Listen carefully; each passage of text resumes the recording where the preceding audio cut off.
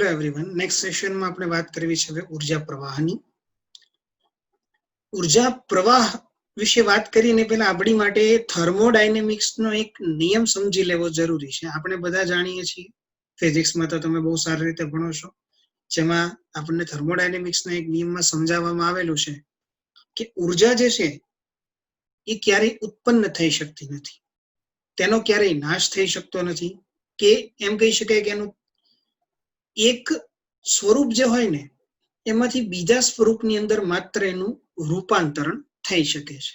જ્યારે ઉર્જા છે ને કોઈ એક સ્વરૂપમાંથી બીજા સ્વરૂપ રૂપાંતરિત થતી હોય ત્યારે આ ઉર્જાનું ક્યારેય 100% રૂપાંતરણ શક્ય નથી. જેમ કે તાપ વિદ્યુત મથકની અંદર જે છે એ વીજળીનું ઉત્પાદન કરવામાં આવી રહ્યું છે. હવે એ વીજળી ત્યાંથી ટ્રાન્સમિટ કરી અને જે સ્થળ પર પહોંચાડવામાં આવે છે તો ક્યારે 100% વીજળી ત્યાં સુધી પહોંચશે નહીં. વચ્ચે એક લોસ થશે જેને ટ્રાન્સમિશન લોસ કહેવાય. ફિઝિક્સમાં આ બાબત તમે બહુ સારી રીતે સમજતા હશો. મિત્રો, કંઈક અહીંયા પણ એવું જ છે. જ્યારે સૂર્ય પાસેથી ઉર્જા વનસ્પતિ પાસે આવે છે ત્યારે વનસ્પતિ આ ઉર્જાને જે છે એ પોતાના ખોરાક ઉત્પાદન માટે ઉપયોગમાં લેશે, પણ સૂર્યમાંથી આવતી જે કુલ ઉર્જા છે એનો ખૂબ જ ઓછો ભાગ વનસ્પતિ પોતાના ઉપયોગ માટે લઈ શકશે. કેટલો? તો કે 10%, 10%. હું આના આગલા સેશનમાં તમને કઈ જણાવી ચૂક્યો છું કે લિન્ડમેન દ્વારા 10% ઉર્જાનો એક નિયમ આપવામાં આવેલો છે કે એક પોષક સ્તરમાંથી બીજા પોષક સ્તરમાં જ્યારે ઉર્જા પસાર થશે તો 90% ઉર્જાનો વ્યય થશે અને માત્ર 10% ઉર્જા જે છે એ આગળના વિસ્તારની અંદર, એટલે કે આગળના જે પોષક સ્તર છે એની અંદર શું થશે? તબદીલ થશે, ટ્રાન્સફર થશે, આગળ જશે. આટલી વસ્તુ આપણે સમજવા જેવી છે.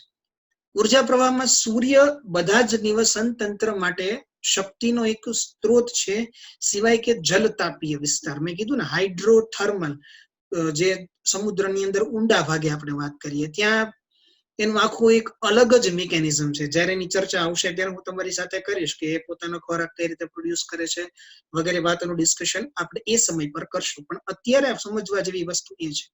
તો કુલ આપાત જે સૂર્યપ્રકાશ છે, જો પહેલી વસ્તુ તો આપણે એ સમજી લઈએ. અહીંયા મારે તમારી સાથે બે વાત કરવી છે કે એક તો PAR કોને કહેવાય?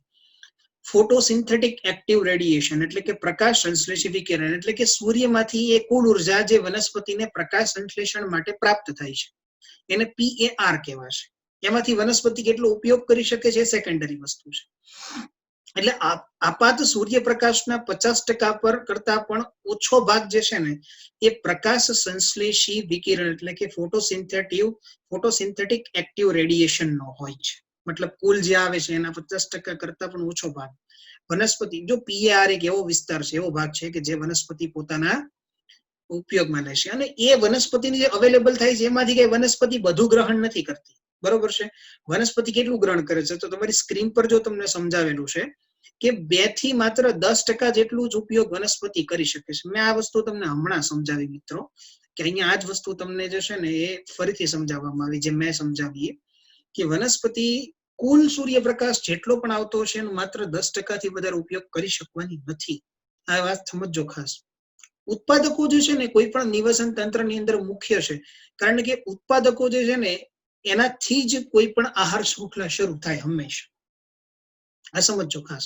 હું જે નોર્મલ આહાર શૃંખલાની વાત કરું છું એની, તમે ડેટ્રિટસ એટલે કે વિક્ષેપિત આહાર શૃંખલાની, નિક્ષેપિત આહાર શૃંખલાની વાત કરો એ વાત અલગ છે, પણ અહીંયા જે સમજવાની વાત છે એ આ છે. અને ઉર્જા પ્રવાહ છે ને હંમેશા મિત્રો એક દિશીય હશે. એક દિશીય એટલે આ ઉર્જા પ્રવાહ જે છે ને એ એક ટ્રોપિક લેવલમાંથી બીજા ટ્રોપિક લેવલની અંદર, બીજામાંથી ત્રીજા ક્યારે રિવર્સ નહીં થાય. મતલબ તમે એક અહીંયા હું તમારી સ્ક્રીન પર તમને સમજાવું છું ડ્રો કરીને ફિગર, એટલે તમને ખબર પડશે કે તમે એક આ રીતનો જે છે તમે પિરામિડ બનાવો છો, બરોબર છે? આ તમે પિરામિડ લ્યો છો અને આ પિરામિડને તમને ખબર છે કે તળિયે જે છે એ ઉત્પાદકો છે, ત્યાર પછી પ્રાથમિક ઉપભોગ્ય છે, ત્યાર પછી દ્વિતીયક ઉપભોગ્ય છે, પછી તૃતીયક ઉપભોગી છે. તો જો આનો સ્ત્રોત કયો છે તો કે ભાઈ અહીંયા આપણે એક કામ કરીએ કે સૂર્ય જે છે, બરોબર છે, એનો સ્ત્રોત છે. તો સૂર્યમાંથી જે છે રેડિયેશન આવશે, આ વનસ્પતિ લે છે, બરોબર? આ વનસ્પતિ પોતાનો ખોરાક બનાવશે, પોતાના માટે ખાશે જેટલું એને યુઝ કરવાનો છે. અને વધેલી એનર્જી જે છે આ ટ્રોપિક લેવલ ટ્રાન્સફર કરશે, આ પોતે ઉપયોગ કરશે. હવે વધેલી જે છે એ આને ટ્રાન્સફર કરશે, આ પોતે ઉપયોગ કરશે. વધેલી જે છે આને ટ્રાન્સફર કરશે. તો અહીંયા તમારે માની લો કે સૂર્ય તમને જે છે બરોબર છે, એ સૂર્યમાંથી તમને મળતી કુલ ઉર્જા જે છે એ અહીંયા માત્ર કેટલી છે, તો કે 100% છે. તો આ 100% ઉર્જામાંથી અહીંયા જે છે એ કેટલી વધે છે, તો કે અહીંયા જયારે આ 100% માંથી માત્ર 10% વધશે. અહીંયા પહોંચતા પહોંચતા આ ઉર્જા 1% થઈ જશે. અહીંયા પહોંચતા પહોંચતા આ ઉર્જા છે એ 0.1% થઈ જશે. અહીંયા પહોંચતા પહોંચતા એ કેટલી થઈ જશે, તો કે 0.01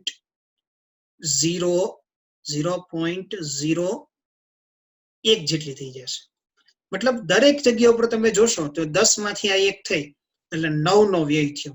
અહીંયા તમે જોશો 1 માંથી 0.1 થઈ 9 નો વ્યય થયો. મતલબ એમ કહી શકાય કે લગભગ ઓલ ઓવર દરેક સ્ટેજની અંદર તમે જોવા જશો ને મિત્રો, તો ઓલમોસ્ટ 90% જે ઉર્જા હતી એનો વ્યય થતો ગયો છે. બરોબર. આપણે એન્ટ્રોપી વિશે બધા જાણીએ છીએ, આપણને ખ્યાલ છે. અને ઉર્જાનો પ્રવાહ એક દિશીય છે. ક્યારે એવું ના બને કે હવે આની પાસેથી જે છે આની પાસે આવે ને આની પાસે આવે ને હવે આની પાસે આવે ને અહીંથી પાછું આમ જાય એવું બનવાનું છે? નથી બનવાનું. એ તમે જાણો છો ને હું જાણું છું. ઉર્જાનો પ્રવાહ હંમેશા કેવો હોય, એક દિશીય જ હોય. એટલે એક જ દિશાની અંદર જે છે ને એ ઉર્જાનો પ્રવાહ જઈ શકે.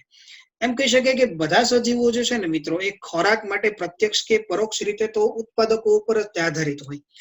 જેમ કે તમે વિચાર કરો કે અહીંયા આ જગ્યા ઉપર તમે તમારી સ્ક્રીન પર જુઓ કે આ જે છે બરોબર, જે તૃતીય કેમ કહી શકાય કે ઉપભોગી છે, એ ઓવરઓલ તો એ કોના ઉપર આધારિત છે? આના ઉપર જ ને. મતલબ આપણે એમ કહી શકીએ કે આપણે અહીંયા સમજીએ વધારે સારી રીતે તો તમને થોડો ખ્યાલ આવે. હા, જો હવે એમાં તમે એક વસ્તુ સમજો કે આ તૃતીય છે બરોબર છે, એ તૃતીય ભલે આધારિત આના પર રહ્યો, પણ આ કોના પર આધારિત છે? એની આગળના પર. તો ઓવરઓલ તેમ કહી શકાય ને કે તૃતીય જે છે આના પર જ આધારિત છે. જો ઉત્પાદકો જ નહીં હોય તો, એટલે એમ કહી શકાય કે આડી રીતે કે સીધી રીતે પણ કોઈ બી પોષક સ્તરમાં જે મેઇન કોણ છે, તો કે ઉત્પાદકો જ છે. અને ઉપરાંત નિવસન તંત્ર જે હોય ને એમાં ઉષ્માગતિકીના બીજા નિયમો જે છે એનાથી પણ એ મુક્ત નથી. એટલે ખાસ અહીંયા આપણે સમજવા જેવા આટલા પોઈન્ટ છે ને આપણે ધ્યાનમાં રાખશું ઉત્પાદકો વિશે. બરોબર છે.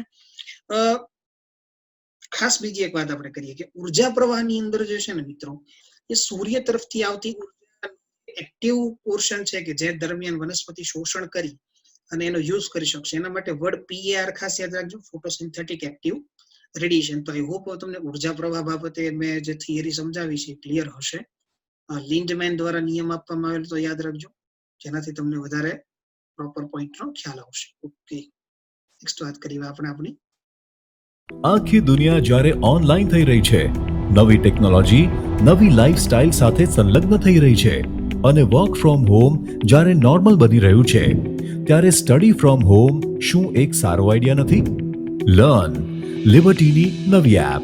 ગુજરાતની સૌથી પ્રતિષ્ઠિત વિશ્વસનીય કોચ અને માર્ગદર્શક લિબર્ટી કરિયર એકેડમી દ્વારા પ્રસ્તુત છે લર્ન એપ. અને આ એપ ખાસ કરીને ધોરણ 9 થી 12 ગુજરાતી અને ઇંગ્લિશ મીડિયમ તથા નીટ, જેઈઈ મેઇન અને ગુજસેટ જેવી સ્પર્ધાત્મક પરીક્ષાઓ માટે બનાવવામાં આવી છે. તો હવે લિબર્ટીની નવી લર્ન એપ ડાઉનલોડ કરીને આપ ક્યાંય પણ અને આપના અનુકૂળ સમયે અભ્યાસ કરી શકો છો. હવે ઉત્પાદકોની વાત કરવી છે. કોઈ પણ નિવાસન તંત્રમાં જે ખોરાક બનાવવાનું કામ કરે છે, આના માટે છે ને મિત્રો વર્ડ છે ઓટોટ્રોફ્સ. ઓટોટ્રોફ્સ એટલે કે જે પોતે શું કરે છે, પોતાનું પ્રોડક્શન કરે છે, એ બધા ઓટોટ્રોફ્સ ઉત્પાદકો કહેવાય. નિવાસન તંત્રમાં લીલી વનસ્પતિઓ જે છે એ ઓટોટ્રોફ્સ કહી શકાય. સ્થળજમાં તમે જોવા જાવ તો શાકીય કે કાષ્ઠીય વનસ્પતિઓ જે છે એનો સમાવેશ થાય છે. જલજ વિસ્તારમાં જોવા જાવ તમે તો વનસ્પતિ પ્લવકો જે છે બરોબર, અથવા તો લીલ છે કે જલીય વનસ્પતિ એનો સમાવેશ થાય છે. અને પ્રાથમિક ટૂંકમાં ઉત્પાદકો, પછી પ્રાથમિક ઉપભોગી, દ્વિતીયક ઉપભોગી, તૃતીયક ઉપભોગી, એ રીતે આહાર શૃંખલા બનેલી છે. પણ આપણે જાણીએ છીએ કે કોઈ એક જીવ જે છે ને એ અન્ય ઘણા બધા જીવો ઉપર નિર્ભર છે. તો આવી રીતે અહીંયા આહાર શૃંખલાની એક સરળ વ્યાખ્યા ન રહેતા આવે છે ને વધારે જાળી જેવું બ્રોડ થઈ જાય. એટલે હવે આપણે એને નામ આપી દીધું છે આહાર જાળ. એને ફૂડ વેબ કહેવાય. ફૂડ વેબ, ફૂડ ચેઇન અને ફૂડ વેબ, આ બે કોન્સેપ્ટ આમ તો આપણને 10મા ધોરણમાં જ ખ્યાલ આવી ગયા હોય, પણ છતાં આપણે અહીંયા એને સમજવાના છે. ઉર્જા એકમાંથી બીજા સજીવમાં જે છે ને એ જતી રહેશે. મતલબ એકમાંથી બીજા સજીવમાં, બીજામાંથી ત્રીજા સજીવમાં એ ઉર્જા હંમેશા જતી રહેશે. અને આ દરમિયાન જ થર્મોડાયનેમિક્સનો નિયમ આપણને સમજાવવામાં આવેલો છે કે આ દરમિયાન જ શું થશે તો કે ઉર્જા મોટા ભાગની છે એનો વ્યય થતો જશે. મૃત્યુ બાદ અવશેષીય આહાર શૃંખલાની શરૂઆત થઈ. હવે અવશેષીય એટલે ડેટ્રિટિસ ફૂડ ચેઇન કહેવાય. ડેટ્રિટિસ ફૂડ ચેઇન એટલે શું તો કે જે મૃત દ્રવ્ય છે, દાખલા તરીકે કોઈ પ્રાણીનું મૃત્યુ થઈ ગયું, હવે એ પ્રાણી જે છે ને એ ફૂગ અને બેક્ટેરિયા જેવા વિઘટકો માટે હવે એ ઉત્પાદક કહેવાશે. બરોબર છે. કેમ ઉત્પાદક કહેવાશે? કારણ કે એના દ્વારા જ એમાંથી જ એ ફૂડ મેળવવાના છે અને સાથે સાથે એનું વિઘટન પણ કરવાના છે. વિઘટન એ એકચ્યુઅલી ફૂડ લે છે, વિઘટન કરતા જાય છે. તો એટલા માટે જે છે એ અવશેષીય આહાર શૃંખલાના જે ઉત્પાદકો કોણ કહી શકાય તો કે મૃત દ્રવ્યો. એટલા માટે એને મૃત દ્રવ્ય આહાર શૃંખલા, બરોબર છે, ડેટ્રિટિસ ફૂડ ચેઇન એવું નામ આપવામાં આવેલું છે. તો ઉત્પાદકો જે છે એનો રોલ શું છે હવે આપણને ક્લિયર છે. બહુ સિમ્પલ સમજાય એવી વસ્તુ છે, પણ છતાં આપણે આટલી ડિટેલમાં ડિસ્કસ કરી રહ્યા છીએ. બરોબર છે. ઉપભોગતાની વાત કરીએ હવે, કેટલા હોઈ શકે, કેવી રીતે હોઈ શકે. ઉપભોગતા છે ને મિત્રો, એમાં જો સૌ પ્રથમ કીધું કે પ્રાથમિક ઉત્પાદકો પર જે આધારિત રહેનારા હોય ને એ બધાને આપણે પ્રાથમિક કહીએ છીએ. જેમ કે તમે કોઈ પણ નિવસન તંત્રની અંદર શાકાહારી તમામ લઈ લો, તૃણાહારી તમામ લઈ લો, તો તૃણાહારી જેટલા પણ હશે, હરણ લઈ શકો તમે, બરોબર છે, કે આ સિવાય ગાય લઈ શકો તમે, જે ભેંસ લઈ શકો, આ બધા જે છે ને એ પ્રાથમિક જે છે એ ટૂંકમાં ઉપભોગીઓ કહેવાય અથવા ઉપભોક્તા કહેવાય. કેમ પ્રાથમિક ઉપભોક્તા કહેવાય? કારણ કે એનો એકમાત્ર ફૂડનો સોર્સ જે છે એ કોણ છે તો કે ઉત્પાદકો છે, એ સિવાય કઈ નથી. એટલા માટે હવે જે લોકો, જે ટૂંકમાં એવા સજીવોનો એક વર્ગ છે કે જે પ્રાથમિક ઉપભોક્તા પર નભે છે, પ્રાથમિક ઉપભોક્તા પર નભે છે, તો એને દ્વિતીય ઉપભોગીઓ કહેવાશે. બરોબર છે. દ્વિતીય ઉપભોગીઓની આપણે વાત કરી શકીએ એમાં કે જે શેના પર ડિપેન્ડ કરે છે તો કે પ્રાઇમરી ઉપર ડિપેન્ડ કરે છે. મતલબ અહીંયા જે પ્રાથમિક છે એનો જે ખોરાક તરીકે ઉપયોગ કરતા હશે એ બધા દ્વિતીયકોમાં આવશે. દાખલા તરીકે કોઈ કીટકો છે ને એને દેડકો ખાતો હશે એની બધા, તો પછી દેડકાને આગળ સાપે ખાશે ને પાછો, તો એ સમજવા જેવી વસ્તુ છે. અહીંયા તો તમને ઉત્પાદક આપેલો છે મિત્રો, ત્યાર પછી તમને કીધું છે પ્રાથમિક ઉપભોક્તા તરીકે તૃણાહારી બકરીનું ઉદાહરણ આપ્યું છે. બરોબર છે. ત્યાર પછી ત્રીજું તમને કીધું કે ભાઈ દ્વિતીય ઉપભોક્તા. કેમ દ્વિતીય? મનુષ્ય કેમ કીધો? કારણ કે મનુષ્ય બકરી ખાય છે. બરોબર છે. તો દ્વિતીય ઉપભોક્તા કહી શકાય. અથવા તો તમે મનુષ્યને પ્રાથમિક માંસાહારી કહી શકો. કોઈ મને એવો ક્વેશ્ચન પૂછેલો એક વખત કે સાહેબ અમે જે છે માની લો કે કોઈ એવો મનુષ્ય છે, બરોબર, કે જે માંસ નથી ખાતો અથવા તો ટૂંકમાં માંસાહારી છે જ નહીં, વેજીટેરિયન જ છે, તો હવે એને દ્વિતીય ઉપભોક્તા કેવો કે પ્રાથમિક ઉપભોક્તા કેવો? એને કઈ રીતે? મિત્રો આવા કેસમાં એ પ્રાથમિક ઉપભોક્તામાં પણ ગણી શકાય. કેટલા માટે ગણી શકાય? કારણ કે એ યુઝ નથી કરતો કોઈ એવા ટૂંકમાં, પણ સરવાળા તમે આખી હ્યુમન કાઇન્ડ માટે પણ આવું કરવું જે છે ને પોસિબલ નથી. તમે કેટલા વેજીટેરિયન્સ ને તમે પ્રાથમિક ઉપભોક્તા મૂકો, એટલે કોમન એક ભાગ રૂપે આપણે શું કરેલું તો કે ભાઈ બધા મનુષ્યો ખાતા હોય કે ન ખાતા હોય, પણ મનુષ્યને મૂકશું શેમાં તો કે દ્વિતીય ઉપભોક્તામાં. ક્વેશ્ચનમાં ક્યારે આવે તો આપણે એને દ્વિતીય ઉપભોક્તાના સંદર્ભે જેને કન્સિડર કરશું. આ મિત્રો ખાસ યાદ રાખજો મારી વસ્તુ. બરોબર છે. સેકન્ડ ની વાત કરો, પ્રાથમિક ઉપભોક્તા પર જે આધારિત હોય અથવા તો એને પ્રાથમિક માંસાહારીઓ કહેવાશે, અહીંયા જોજો ખાસ સ્ક્રીન પર. અને એવી જ રીતે તૃતીય છે તેને દ્વિતીય ઉપભોક્તા ઉપર આધારિત હશે, એને દ્વિતીયક માંસાહારીઓ કહેવાશે. અને એક સરળ ચરીય આહાર શૃંખલા ગ્રેઝિંગ ફૂડ ચેઇનની રચના થાય છે, જેને આપણે લોકો જે છે ગ્રેઝિંગ ફૂડ ચેઇન શોર્ટમાં GFC કહીએ છીએ. તો આ રીતે આખું જે છે એનું સ્ટ્રક્ચર રચાયેલું છે ઉપભોક્તાઓનું. હવે આઈ થિંક તમને બધાને ખ્યાલ હશે કે કોને પ્રાથમિક, કોને ઉત્પાદકો, કોને પ્રાથમિક, દ્વિતીયક અને તૃતીયક ઉપભોગીઓ કહેવાય. આઈ હોપ તમને હવે ક્લિયર છે. એક વાત કરવી છે તમને મૃત અવશેષીય દ્રવ્ય આહાર શૃંખલા, ટેટ્રિટિસ ફૂડ ચેઇન. મૃત દ્રવ્ય આહાર શૃંખલા જે છે ને શરૂઆત એની વિઘટકોથી થાય છે. આ પહેલી પોઈન્ટ બહુ જ સમજો. તમને અહીંથી જ સીધો ક્વેશ્ચન પૂછવો હોય તો પૂછી શકાય. બરોબર છે. કારણ કે આપણે બધાને એમ જ ખબર હોય ને, બધા શું જાણતા હોય કે ભાઈ અમે તો જાણીએ છીએ કે આહાર શૃંખલા હંમેશા ઉત્પાદકોથી જ શરૂ થાય. એવું નથી મિત્રો. તમને જયારે આગળ મૃત અવશેષ દ્રવ્ય જોડી દઈ ને એટલે એની શરૂઆત વિઘટકોથી થાય. ખાસ સમજો. શું કામ? કારણ કે એનું કામ છે મૃત કાર્બનિક દ્રવ્યો જે છે ને એના પર જીવી અને એનું વિઘટન કરવાનું. બેક્ટેરિયા લઈ લો, ફૂગ લઈ લો, અન્ય સૂક્ષ્મ જીવો લઈ લો કે જે વિઘટનની પ્રક્રિયા સાથે સંકળાયેલા છે. આ બધા શું કરે છે? મેં આગળ તમને વાત કરી કહું ને વિઘટન વિશે મેં તમને સમજાવ્યું. એમાં મેં તમને વાત કરી કે આ લોકો શું કરે કે મૃત દ્રવ્ય ઉપર જે છે અંતઃસ્ત્રાવનો સ્ત્રાવ કરે અને અંતઃસ્ત્રાવનો સ્ત્રાવ કરીને એનું વિઘટન કરતું જાય. એ લાઇસિન પ્રકારના એન્ઝાઇમ્સ હોય, એનું વિઘટન કરતા જાય ને એમાંથી પોતાનો ખોરાક મેળવતા જાય. અને આ દરમિયાન જે છે એ બિનજરૂરી કેટલાક દ્રવ્યો છે એ વાતાવરણમાં પાછા ફરે, બરોબર, એ રીતે એનું વિઘટન જે છે ક્રિયા પૂરી થતી હોય છે. અહીંયા શક્તિનો પ્રાથમિક સ્ત્રોત, અચ્છા બધામાં મેં એવું કીધું હતું શક્તિનો પ્રાથમિક સ્ત્રોત જે છે એ કોણ હોય? સૂર્ય હોય, બરોબર ને? અહીંયા શક્તિનો પ્રાથમિક સ્ત્રોત સૂર્ય નથી. કોણ છે? તો કે મૃત કાર્બનિક પદાર્થ છે, બરોબર છે? કોઈ બી પ્રાણીનું બોડી હશે અથવા વનસ્પતિનું કોઈ બી અંગ ભાગ હશે કે જે મૃત છે, તો એને આપણે હવે નામ આપશું, એને મિત્રો છે ને વિક્ષેપ કહેવાશે. ખાસ સમજો, એને શું કહેવાશે? વિક્ષેપ તરીકે ઓળખવામાં આવશે. જે કોહવાયેલા જે ભાગ હશે, બરોબર છે, એ કોઈ હોઈ શકે, તો કે કોહવાયેલા પર્ણો હોઈ શકે, અથવા તો કોઈ પણ વનસ્પતિના ભાગો હોઈ શકે, અથવા તો મૃત પ્રાણીઓ હોઈ શકે, કોઈ બી હોઈ શકે. મતલબ એનું પ્રાઇમરી ભાગ કોણ હશે એ આપણે જાણતા નથી, બરોબર છે? પણ હશે ગમે તે. એટલે આ વસ્તુ તમને કંઈક સમજાવવામાં આવી છે. ઘણીવાર એવું પણ બનતું હોય કે દાખલા તરીકે એક પર્ણ જે છે, બરોબર છે, આ પર્ણ જે છે, આ તમારી સામે હું પર્ણ દોર્યું, તો પર્ણ જે છે, આ પર્ણને એક કીટક ખાશે, બરોબર છે? એટલે એક કીટક આપણે અહીંયા ડ્રો કરી લઈએ નાનકડું, કે જે કીટક જે છે એ પર્ણને ખાય છે.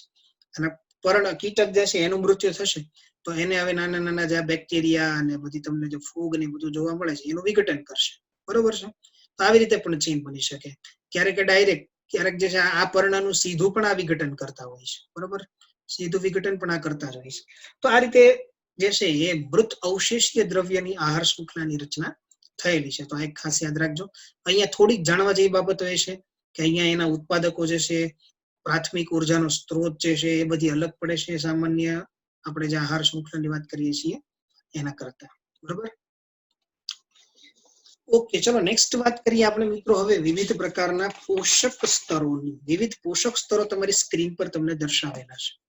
હવે તમે જુઓ તો વિવિધ પોષક સ્તરો એટલે પહેલા તો પોષક સ્તરો કોને કહી શકાય? તો કે પોષક સ્તર આપણે એને કહેવામાં આવે છે કે જે ટૂંકમાં પોષણ કે ખોરાક સ્ત્રોતને આધારે બધા સજીવો જે હોય ને એની આહાર શૃંખલામાં એનું ચોક્કસ જેને સ્થાન લીધું હોય ને એને આપણે લોકો એનું પોષક સ્તર કહેવાય. જેમ કે ઉત્પાદકો જે છે, પ્રાથમિક ઉત્પાદક, બરોબર છે? તો જો અહીંયા તમને એનું કીધું કે પોષક સ્તર પણ એનું કયું છે, તો કે પ્રથમ પોષક સ્તર છે વનસ્પતિઓ. ઉદાહરણ કયા કયા આવી શકે? તો કે વનસ્પતિ પ્લવક આવી શકે, તૃણ આવી શકે, વૃક્ષો આવી શકે. આ બધા પ્રાથમિક ઉત્પાદકો થયા. આ બધી બાબતો આપણે આગળ ભણી ચુક્યા છીએ. આપણી માટે આ ત્રીજી ચોથી વખત આનું રિપીટેશન થાય છે, એટલે હું તમને બહુ શોર્ટમાં સમજાવીશ, બરોબર છે? એ સિવાય તમે એ જોઈ લો પ્રાથમિક ઉપભોક્તા, તો એને તમે એનો પોષક સ્તર કયો છે? હા મિત્રો, ખાસ એનું પોષક સ્તરો યાદ રાખજો કે દ્વિતીય પોષક સ્તરનો છે. એમાં તમે પ્રાણી પ્લવકો લઈ શકો, તીતી ઘોડો લઈ શકો, ગાય લઈ શકો. દ્વિતીય ઉપભોક્તા, અને એનું સ્તર જો ઉપભોક્તા દ્વિતીય છે પણ એનું પોષક સ્તર તૃતીય થશે. ઉપભોક્તા પ્રાથમિક છે પણ એનું સ્તર દ્વિતીય થશે. એવી જ રીતે અહીંયા તૃતીય ઉપભોક્તા છે પણ એનું પોષક સ્તર ચતુર્થ થશે, બરોબર છે? અહીંયા જુઓ ચતુર્થ પોષક સ્તરની અંદર જે છે મનુષ્યને મૂકી દીધો છે, બરોબર છે? મતલબ ઘણી વખત આપણને જયારે ક્વેશ્ચન પૂછવામાં આવશે ત્યારે બહુ બધા કન્ફ્યુઝન થતા હશે, બરોબર છે? બહુ બધા કન્ફ્યુઝન કરી શકાય. એટલે આવો ક્વેશ્ચન આપણે નીટની એક્ઝામમાં બનાવીને પણ પૂછવામાં આવે કે ભાઈ એક પાંદડું જે છે એને એક બકરી ખાય છે, એ બકરી જે છે એને એક મનુષ્ય ખાય છે, અને એક મનુષ્ય જે છે એને સિંહ ખાય છે. મનુષ્યને સિંહ ખાઈ શકે, બરોબર છે? તો આ કેસની અંદર મનુષ્યનો ક્રમ કયો, એટલે મનુષ્ય કયા ક્રમનો બનશે? તો તમને ખ્યાલ હોવો જોઈએ મિત્રો કે જે અહીંયા તમને સૌથી પહેલા એમ કીધું વનસ્પતિ, તો એ ઉત્પાદક થઈ. એને ખાનાર બકરી, તો એ પ્રાથમિક ઉપભોક્તા થઈ. અને તમને જે કેસ આપવામાં આવેલો છે એ બકરીને ખાનાર મનુષ્ય છે, તો એ અહીંયા આવી શકે દ્વિતીય ઉપભોક્તામાં. ભલે આમાં તમને અહીંયા મનુષ્ય અહીંયા બતાડેલો, પણ તમને જે કન્ડિશન આપવામાં આવી હતી ને એ કન્ડિશન પ્રમાણે જે છે એ મનુષ્ય શું થશે? તો કે દ્વિતીય ઉપભોક્તા થશે, અને એનું પોષક સ્તર જે છે એ કયું થશે? તૃતીય થશે. આ સમજો, ખાસ બહુ ઇમ્પોર્ટન્ટ વસ્તુ છે. તમને જે પ્રશ્ન પૂછવામાં આવ્યા છે એના આધારે તમારે નક્કી કરવાનું છે કે જે તે તમને જેના વિશે પૂછવામાં આવેલું છે કયા સ્તરમાં આવશે. સ્તરો બદલાતા રહી શકે મિત્રો, સમજો ખાસ મારી વસ્તુ, બરોબર છે? તો આ વાત થઈ ગઈ વિવિધ પોષક સ્તરોની, અને એક્ઝામ્પલ્સ આપણને અહીંયા આપી દીધા છે. આઈ હોપ કે આપણને ક્લિયર હશે, બરોબર છે? હવે તમે એક એક્ઝામ્પલ લઈ શકો. દાખલા તરીકે જયારે કોઈ સજીવ મૃત્યુ પામે ત્યારે એ મૃત અવશેષીય ઘટકમાં ફેરવાઈ જાય, બરોબર? અને એનો જૈવભાર છે એ હવે વિઘટકોના ઉપયોગમાં આવવા માંડે. તો એમ કહી શકાય કે હવે એ કોના માટે ઉપયોગી થઈ ગયું? તો કે હવે એ એક પ્રકારનું એમ કે એ ઉત્પાદક થઈ ગયા. કોના માટે? તો કે જે નિક્ષેપ દ્રવ્ય આહાર શૃંખલાની વાત આગળ કરી, એના માટે એ ઉત્પાદકો થઈ ગયા. તો આ એક સમજો બાબતો બહુ ડિટેલમાં સમજવા જેવી વસ્તુ છે. બરોબર, આગળ વાત કરીએ. આપણે વાત કરી છે પ્રાપ્ય પાક. મિત્રો આને સ્ટેન્ડિંગ ક્રોપ કહેવાય છે. સ્ટેન્ડિંગ ક્રોપ એટલે બહુ સરળ વ્યાખ્યા છે, સમજીએ. દરેક પોષક સ્તર એક ચોક્કસ સમયે જીવંત પદાર્થનો કેટલોક જથ્થો ધરાવે છે. દરેક પોષક સ્તર, આમાં તમને આટલા પોષક સ્તરો આપેલા છે, બરોબર છે, પ્રથમ, દ્વિતીય, તૃતીય કે ચતુર્થ. દરેક પોષક સ્તરમાં જુઓ તમે, પ્રથમ પોષક સ્તરમાં વનસ્પતિઓનો જથ્થો છે, બીજામાં તૃણાહારી છે, માંસાહારી છે, ઉચ્ચ માંસાહારી છે.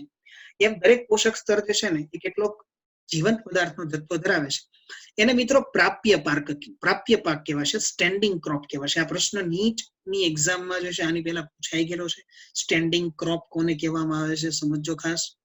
પ્રાપ્ય પાકને સજીવોનો જથ્થો એટલે કે જૈવભાર કે એકમ વિસ્તારમાં તેમની સંખ્યા દ્વારા માપી શકાય છે. એક જ જાતિના જૈવભારને તેના તાજા કે શુષ્ક વજનના શબ્દમાં અભિવ્યક્ત કરવામાં આવે છે. ખાસ સમજો કે કઈ રીતે માપી શકાય. શુષ્ક વજનમાં તો ખાસ યાદ રાખવું, ડ્રાય વેટ એનું માપવામાં આવે કોઈ પણ પોષક સ્તરમાં.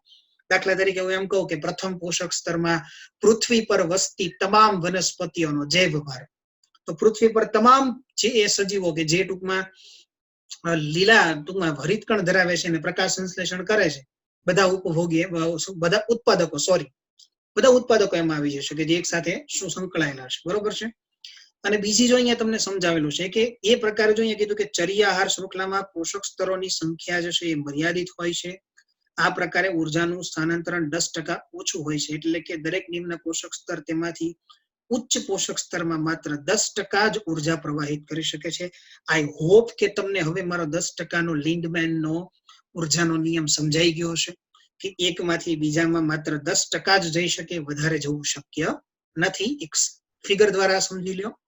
કે ફિગર દ્વારા તમે સમજો છો તો ફરીથી મિત્રો એની જ વાત છે, પણ હવે તમને ફિગર થ્રુ સમજાવી છે. આ ચેપ્ટરનો સૌથી મોટામાં મોટો જે છે એ પ્રોબ્લેમ એ જ છે કે એકની એક વાત આપણને વારંવાર સમજાવી છે. સૂર્યમાંથી જ્યારે કેટલીક ઉષ્મા સ્વરૂપે વ્યય થઈ જશે, કેટલીક વનસ્પતિ પોતે લેશે. તમે જુઓ તો અહીંયા કહી દીધું તમને પ્રાથમિક પોષક સ્તર ઉત્પાદકો લીલી વનસ્પતિઓ નામ આપી દીધું છે મિત્રો. સેકન્ડ એમાંથી તમે જુઓ તો જે છે તૃણાહારીઓની અંદર જતું દેખાડેલું છે આપણને. તો અહીંયા તમે જુઓ તો ઉષ્માનો વ્યય થાય છે. એના આગળના ટ્રોપિક લેવલ અહીંયા દ્વિતીય પોષક સ્તર તમને કીધું છે અને પ્રાથમિક ઉપભોક્તા કીધું છે, અથવા તો તમને તૃણાહારીઓ કીધું છે. પછી તમને ત્રીજું સ્તર કીધું છે માંસાહારીઓનું કહેવાશે મિત્રો, દ્વિતીય ઉપભોક્તા કીધું છે. એવી જ રીતે ચતુર્થ પોષક સ્તર ઉપભોગી આવશે, કયા તો કે તૃતીય આવશે. અને શું નામ આવશે? ઉચ્ચ માંસ. તમને ગીધ લઈ લો અને બધાના એક્ઝામ્પલ લઈ લો તો અહીંયા જુઓ તમે, બરોબર છે. તો આ રીતે તમે દરેક લેવલ ઉપર તમે જોવા જશો ને તો તમને આ બધી જગ્યા ઉપર જે છે એ ઉષ્માનો તમને વ્યય થતો દર્શાવેલો છે. બરોબર છે. જો મતલબ એક ટ્રોપિક લેવલ, એક પોષક સ્તરમાંથી બીજા લેવલની અંદર જતા હંમેશા ઉર્જાનો શું થશે? વ્યય થશે. આવું આપણને સ્ટેન્ડિંગ ક્રોપની અંદર ખૂબ સારી રીતે સમજાવવામાં આવેલું છે. મતલબ એકમાંથી બીજી જગ્યા પર જતા શું થશે? હંમેશા વ્યય જ થશે. બરોબર છે. એટલા માટે જ આપણે 10% નો નિયમ યાદ રાખશું. અને આના લીધે જ મેં તમને એક સનાતન સત્ય કીધું છે, યાદ રાખજો કે ઉર્જાના પિરામિડ ક્યારેય ઊંધા ના હોય. હું આગળ સમજાવીશ તમને મિત્રો પિરામિડ વિશે, ત્યારે હું કહીશ તમને. બરોબર છે. ચાલો તો પિરામિડની જ વાત કરવી છે હવે. પિરામિડ એટલે શું? ચાલો સમજીએ. કોઈ પણ પહેલા તો પરિસ્થિતિકીય પિરામિડ કોને કહેવાય એ સમજવું છે આપણે. અનુક્રમિત પોષક સ્તરે પોષક રચના અને કાર્યકીના સાંકેતિક નિરૂપણને આપણે લોકો જે છે ને એ પરિસ્થિતિકીય પિરામિડ કહીએ છીએ. હવે તમે એક વસ્તુ સમજો ખાસ મિત્રો કે અહીંયા પિરામિડની જે રચના આપણને સમજાવેલી છે એમાં એક પોઈન્ટ આપણને શું કીધું છે? કોઈ પણ પોષક સ્તર ઉપર જશો હંમેશા મિત્રો વર્લ્ડમાં છે ને પ્રોડ્યુસર્સની સંખ્યા વધારે જ હોય, ઉત્પાદકોની સંખ્યા હંમેશા વધારે હશે. એના કરતા થોડીક સંખ્યા ઓછી કોની હશે? તો કે પ્રાથમિક ઉપભોક્તાની. એનાથી સેકન્ડરી કન્ઝ્યુમર્સ એટલે કે દ્વિતીય ઉપભોક્તાની. એના કરતા જે છે એ તૃતીય ઉપભોક્તાની. તમે એક જંગલમાં જાઓ તો વૃક્ષો વધારે હશે, હરણ એના કરતા ઓછા હશે. એનાથી ઓછા તમે હરણને ખાનાર જેટલા સજીવોની તમે વાત કરો, બરોબર છે, વાઘ છે, સિંહ છે, આ બધા, તો એની સંખ્યા એના કરતા પણ ઓછી હશે. આવું ક્યારેય ના બની શકે. તમે ખાલી એક અહીંયા એક્ઝામ્પલ વિચારો કે આજ પિરામિડ હું તમને થોડુંક વિવિધ રીતે બતાવું કે પૃથ્વી પર વનસ્પતિ ઓછી હોય, પછી વનસ્પતિને ખાનારા પ્રાઇમરી કન્ઝ્યુમર એટલે કે પ્રાથમિક ઉત્પાદકો જે છે એ વધારે હોય, પછી પ્રાથમિક ઉત્પાદકો જે છે એને ખાનારા ઉપભોક્તા વધારે હોય, પછી દ્વિતીય ઉપભોક્તા વધારે હોય, એને ખાનારા તૃતીય ઉપભોક્તા જે છે એ સૌથી વધારે. શું મિત્રો ખરેખર આ પ્રકારનો પિરામિડ શક્ય છે? શક્ય જ નથી. 10 વનસ્પતિ છે ક્યારે 100 માણસનું 500 માણસનું ખાવાનું કઈ રીતે આપવાની છે? 1000 માણસનું ખાવાનું કઈ રીતે આપવાની છે? શક્ય નથી આ વસ્તુ.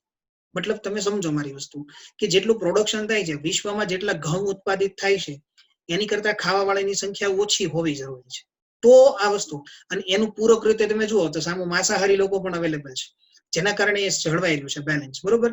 તો ક્યારેય કોઈ પણ તમે નિવસન તંત્રમાં જાશો હંમેશા ઉત્પાદકો વધારે હશે એના કરતા ઘટતી સંખ્યા. કારણ કે આ તમને જે છે ને મિત્રો પરીક્ષાની અંદર ક્રમ પૂછી શકે કે નીચે પૈકી એનો ક્રમ ઉતરતી ક્રમમાં ગોઠવો, તો હંમેશા ઉત્પાદકો વધારે હોય, ત્યાર પછી પ્રાથમિક ઉપભોક્તા જે છે એના કરતા થોડા ઓછા હોય, દ્વિતીય ઉપભોક્તા એના કરતા અને તૃતીય ઉપભોક્તા સૌથી ઓછા હોય. આ રીતે આખો એક ક્રમ બને.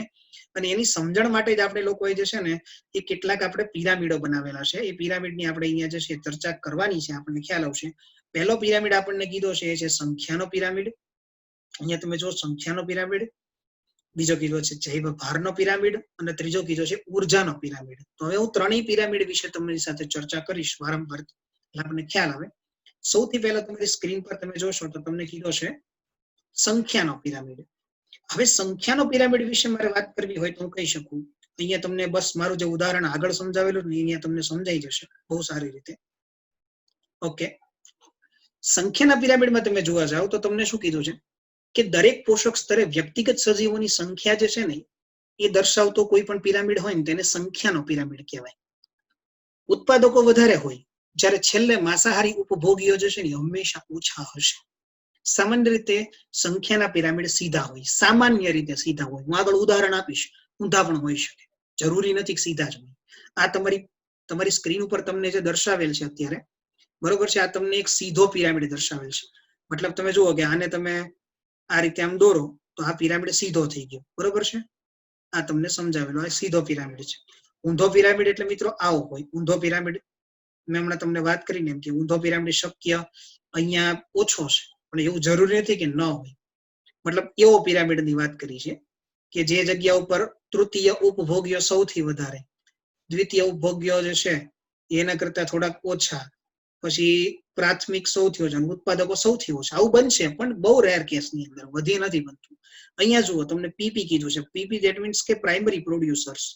પ્રાઇમરી પ્રોડ્યુસર્સની સંખ્યા તમને અહીંયા કીધી છે 58,42,000. બરોબર? આ તૃણભૂમિ નિવસન તંત્રમાં સંખ્યાનો પિરામિડ લગભગ કેટલા તો કે 60 લાખ જે છે, કેટલા તો કે 60 લાખ જેટલી વનસ્પતિના ઉત્પાદન પર આધારિત નિવસન તંત્રનું સમર્થન તંત્ર માત્ર 3 ઉચ્ચ કક્ષાના માંસાહારીઓ છે. એટલે તમને એક એવો કેસ સ્ટડી સમજાવેલો છે કે જ્યાં 60 લાખ એટલે 6 મિલિયન વનસ્પતિઓ હાજર છે, ત્યાંની વાત કરીશ. અહીંયા જુઓ, હવે પીસી એટલે મતલબ એનો થાય છે પ્રાથમિક ઉપભોક્તા, પ્રાઇમરી કન્ઝ્યુમર્સ. એસસી નો મતલબ થાય છે સેકન્ડરી કન્ઝ્યુમર્સ. ટીસી નો મતલબ થાય છે ટર્શરી કન્ઝ્યુમર્સ. જુઓ એની સંખ્યા કેટલી થઈ ગઈ તો કે 7,08,000 ની આસપાસ થઈ ગઈ, બરોબર છે. બરોબર, આ તમે જુઓ તો આ લેવલ જે છે તમને સતત ઘટતું છે. અહીંયા તમે જુઓ તો 3 વધેલા છે, બરોબર, 3 વધેલા છે ખાલી લાસ્ટમાં. મતલબ તમે જુઓ કે તૃતીય ઉપભોક્તા માત્ર કેટલા છે? 3 છે. એની સરખામણીમાં આ એક કેસ સ્ટડી આપેલો છે. જ્યારે તૃતીય ઉપભોક્તાની સરખામણી 3 હોય ને ત્યારે વનસ્પતિઓની સંખ્યા ટોટલ કેટલી થાય છે તો કે અત્યારે ટૂંકમાં 60 લાખ ટોટલ થાય છે, જેમાં તમે જુઓ તો 58 લાખ આસપાસ પ્રાઇમરી છે કીધું ઉત્પાદકો છે. ટોટલ 60 લાખ વધી. મિત્રો આ સમજવા જેવી વસ્તુ છે. આના ઉપરથી આપણને એક અંદાજ આવે છે કે હંમેશા પ્રાથમિક ઉત્પાદકોની સંખ્યા તૃતીય ઉપભોક્તા કરતા અત્યંત ઘણી વધારે હશે, ખૂબ જ વધારે હશે, બરોબર. તો આ વાત થઈ ગઈ આપણી અહીંયા પ્રાથમિકની જે આપણે વાત કરી ચર્ચા, બરોબર છે, એ ક્લિયર છે. હવે આપણને આવી જ આપણે આગળ વાત કરવાની છે સેકન્ડરીની અને આપણે બીજા પિરામિડની વાત કરવાની છે. જેમ કે તમે અહીંયા સંખ્યાના પિરામિડની વાત કરી. હવે પિરામિડ જૈવભારનો આવશે. જૈવભારનો એટલે બાયોમાસ જેને કહેવાય, બરોબર. જૈવભાર હવે તમને ખ્યાલ છે તો કે તે ચોક્કસ પોષક સ્તરે સજીવોના કુલ શુષ્ક વજનને દર્શાવે છે. હવે આગળનામાં તમે જોઈ ગયા કે વધારે કોણ હતું? વનસ્પતિ હતી. તો વધારે વજન પણ કોનું હોય? વનસ્પતિનું જ હોય. 3 ઉપભોગ્યો છે એટલે વધતા થાય, બરોબર, તૃતીયમાં. તો હવે એનું વજન વધારે ના હોય, વનસ્પતિનું જ હોય. તો અહીંયા પણ તમને જુઓ પ્રાઇમરી, ટૂંકમાં primary producers, primary consumer, secondary consumer, tertiary consumer, પ્રાથમિક, દ્વિતીયક અને તૃતીયક ઉપભોગ્યો જે તમને કીધા છે. અહીંયા એનું વજન જશે કિલોગ્રામ પ્રતિ મીટર સ્ક્વેર ની અંદર શુષ્ક વજન લીધું છે તો 809 કિલો વનસ્પતિનું થશે, 37 કિલો જશે એ પ્રાથમિક જે ઉપભોક્તા છે એનું થશે, 11 કિલો જશે કેટલું થશે તો કે દ્વિતીયકનું અને તૃતીયકનું ખાલી 1.5 કિલો છે કીધું છે આપણને, બરોબર છે. આ રીતે આપણે જે છે એના વજનની એક માપણી કરી શકીએ. આ જૈવભારનો પિરામિડ થયો. અને ઉર્જાનો પિરામિડ જે હું તમને ઓલમોસ્ટ આગળ સમજાવી ચુક્યો છું, પણ છતાંય મારે તમને સમજાવવું જોઈએ ફરીથી એટલે તમને વધારે ખ્યાલ આવે. ઉર્જાનો પિરામિડની વાત કરીએ. હવે મિત્રો આ પિરામિડ ગણી લો ઉર્જાનો છે અહીંયા, બરોબર છે. તમે ગણી રાખો કે આ ઉર્જાનો પિરામિડ છે, બરોબર છે. હવે આ પ્રાઇમરી થઈ ગયા, ચલો આ પ્રાથમિક ઉપભોગી, આ દ્વિતીયક ઉપભોગી અને આ થઈ ગયા તૃતીયક ઉપભોગી. ચલો હવે આની પાસે કેટલી છે જુઓ તો 10,000 જૂલ ઉર્જા છે. તો કેટલી પહોંચે છે અહીંયા જુઓ 1,000 જૂલ પહોંચે છે. તો 9,000 જૂલનો લોસ ગયો. 9,000 જૂલનો લોસ ગયો તો હું એમ કહી શકું કે ઓલમોસ્ટ 90% જે છે એનો શું થઈ ગયો છે તો કે લોસ થઈ ગયો છે. આપણે એમ કહી શકીએ કે 90% નો લોસ થયો. હા કહી શકાય, બરોબર. 1000 માંથી કેટલી વધી અહીંયા 100 વધી, મતલબ પ્રાઇમરી કન્ઝ્યુમર માંથી સેકન્ડરી કન્ઝ્યુમર માં કેટલી 100 વધી. કેટલાનો લોસ થયો 900. ફરીથી કેટલી ગઈ 90%. છેલ્લે કેટલી વધી 10, બરોબર.